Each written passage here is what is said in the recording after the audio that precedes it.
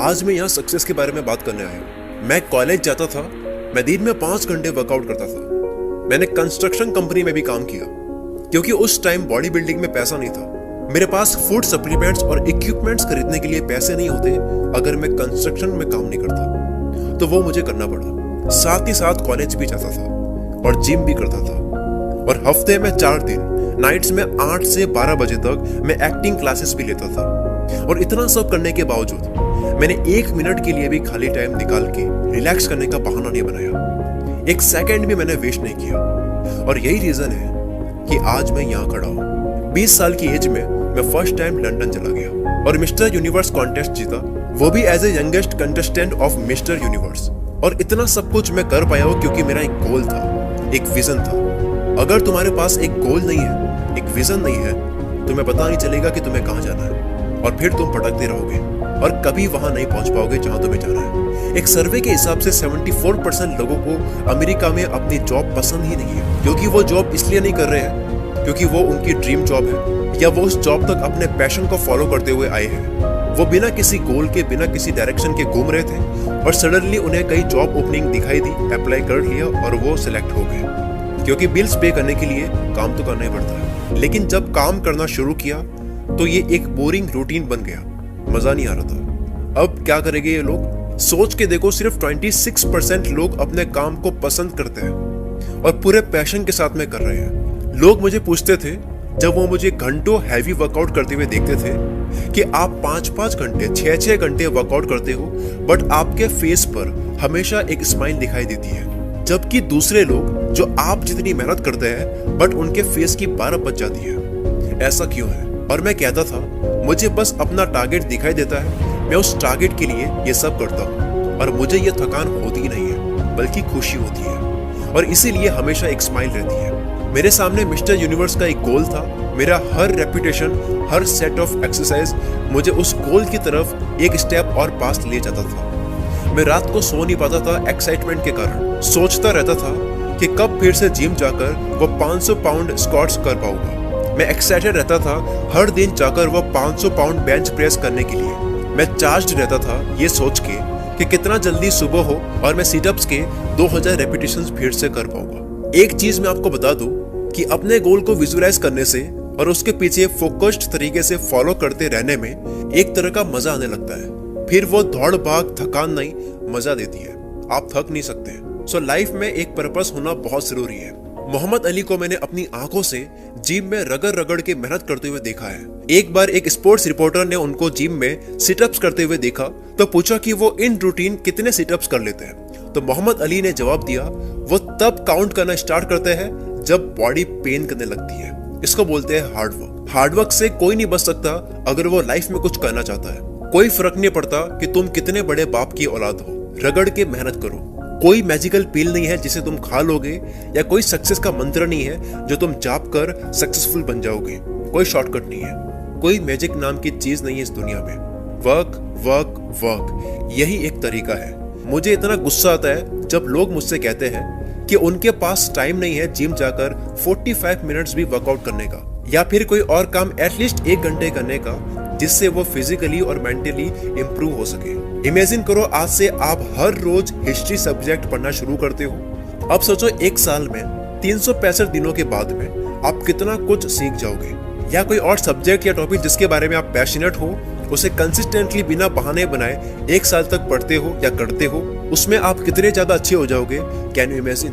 कोई बिजनेस जो तुम डेवलप करना चाहते हो, रोज अगर उस पर 1 घंटा भी काम करती हो, 1 साल के बाद में वो कितना बड़ा बन जाएगा।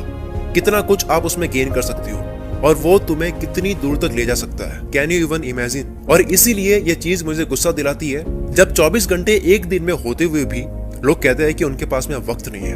अगर 8 घंटे आप सोते हो, 10 घंटे आप जॉब करते हो, कोई भी काम करते हो, 4-5 घंटे फिर भी आपके पास में बचते हैं, क्या करते हो उस टाइम में? लोगों से मिलती हो, खाना खाते हो, एंटरटेनमेंट या कुछ और। पर तुम्हें यह क्लियरली समझ आ रहा होगा कि कितना सारा टाइम 1 साल में हमारे पास में निकल कर आता है। अगर हम ये सारा टाइम ऐड करके देखें, अगर तुम अपना टाइम ऑर्गेनाइज करके अपने काम को ऑर्गेनाइज करके देखो। मुझे नफरत है प्लान बी से। मैं बताता हूँ क्यों। क्योंकि हमारे पास में काम करने वाले कम है और डाउट करने वाले ज्यादा है। बट वो एक प्रॉब्लम नहीं है, ऐसे डाउट करने वाले और हमारे कॉन्फिडेंस को तोड़ने वाले लोग हमारी लाइफ में हर स्टेज पर मिलेंगे। उन्हें कैसे हैंडल करना है वो हमें अच्छी तरह आता है, पर प्रॉब्लम तब आती है जब हम खुद पर डाउट करने लग जाते हैं और हमें प्लान बी की जरूरत फील होने लगती है। ये चीज सबसे डेंजरस है, सेल्फ डाउट। बिकॉज अब तुम ये कह रहे हो कि अगर मेरा प्लान ए वर्क नहीं करेगा तो मेरे पास बैकअप में प्लान बी होना चाहिए, और मेरे पास है। यानी जैसे ही तुमने प्लान बी के बारे में सोचना शुरू किया, तुम्हारी एनर्जी, तुम्हारा अटेंशन डाइवर्ट हो गया प्लान बी की तरफ, और ये क्राइम है। अगर तुम प्लान ए को करते हुए या करने से पहले ही प्लान बी के बारे में सोच रहे हो, क्योंकि एक प्लान में तुमने 100% दिया ही नहीं है, तो प्लान ए फेल होगा ही, बिल्कुल हो सकता है। एक बात आज सीख लो कि जब हम बिना सेफ्टी नेट के खेलते हैं तो ज्यादा अच्छा परफॉर्म कर पाते हैं। एक प्रोडक्टिव प्रेशर होता है हम पर जो हमें अपना 100% देने पर मजबूर करता है। तो अगर तुम्हारे पास में प्लान बी है तो खुश मत हो कि अगर प्लान ए फेल हो जाता है तो मैं सेफ हूं, मेरे पास में प्लान बी है, वो शुरू कर दूंगा। ये कोई अच्छी बात नहीं है। इस एटीट्यूड से काम करने से आपका प्लान बी फिर से प्लान ए बन जाएगा जो कि फेल हो जाएगा। मैं तुम्हें बता रहा हूँ, मेरी लाइफ में मेरे पास कभी कोई प्लान बी नहीं था। मैंने अपनी कमिटमेंट दे दी थी full time body building champion बनने में। मैंने फुल कमिटमेंट की खुद से कि मैं अमेरिका में सर्वाइव करके दिखाऊंगा। मैंने फुल कमिटमेंट की खुद से कि मैं शो बिजनेस यानी फिल्म्स में आऊंगा, और वो भी लीडिंग रोल्स में। मैं हार्डवर्क करूंगा, तब तक करूंगा जब तक कि मैं अपने गोल को अचीव नहीं कर लेता। सेम रूल मैंने पॉलिटिकल करियर में भी फॉलो किया। सो मेरी मानो तो प्लान बी मत रखो, खुद का ही नुकसान कर रहे हो और अपने सक्सेस के चांसेस को और कम कर रहे हो। और लोग क्यों प्लान बी रखते हैं पता है? क्योंकि उन्हें डर लगता है कि प्लान ए फेल हो गया तो क्या होगा। एक बात बता दूं, हारने से मत डरो, क्योंकि फेल होने में कोई बुराई नहीं है। बड़े से बड़ा आदमी जिसके बारे में तुमने सुना है, वो कई बार फेल होने के बाद वहां पहुंचा है जहां वो आज है।